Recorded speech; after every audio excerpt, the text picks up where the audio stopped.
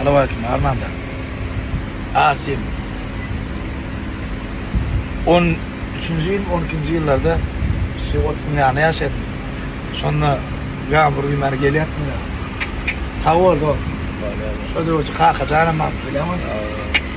Ben şu yürüdü geldim de yol taşla çıktı gambur içine inip canı tavır. Nasıl? Hayda. Hey. Şava baktı olmak için geleceğinde neyle geçmişindeki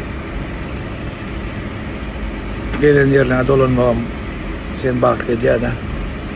Yani şu gamburun içinde lavasın içinde men ullokan geçmişim ullokan kovulamadı. Kabotuyum. Sağ ol. Evet. Yürüyüşte Akkaya'dan Sevda etmeni bir grup estikledim şeyler. 36 ay. 36 ay. Hatın alyam estikledim 36 ay. Galya. Ülkede atmosfer anlarım. Bir 10 ay, 6 ay, 12 ay bolluyor 36 ay. 36 ay demek ne mi demek? O küçük hayvanın ömrü olamaz diyor.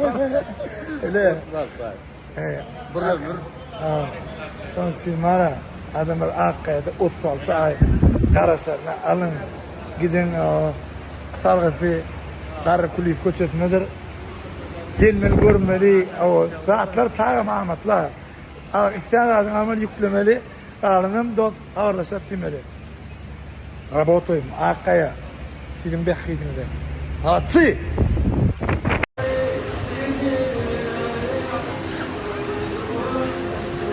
Maslahat berýän bärin halipa. Hava. Gowy dinçarlygymy? Hava Allah'ın eşki. Yana şu yurdumuzda, şu vatanımızda, şu gözel köpeklerin yeteğinde şeylik dinçalmak var ya. O hem adama derlenim derdir. Yana gelsinler, görsünler, dinçalsınlar. Koy arkadağımızın şunu alıp doğruları getireni bilsinler. Sağlık oldun onlar. Awal aýdanyň gel. Mesele yok. Seni gazocukları ortalan diplerden oldu. Gazocukları falan hem pirmrak. Sonra adam rağda kesin. Ya pirmra baý dämi? Allah ya. Alaksadı. Pir Murat. Yani sağ olsun Allah'ım. Ömrümü de bozma.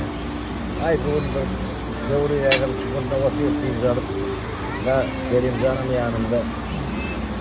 Canımı sağ olsun. Ömrümü de bozma Allah'ım.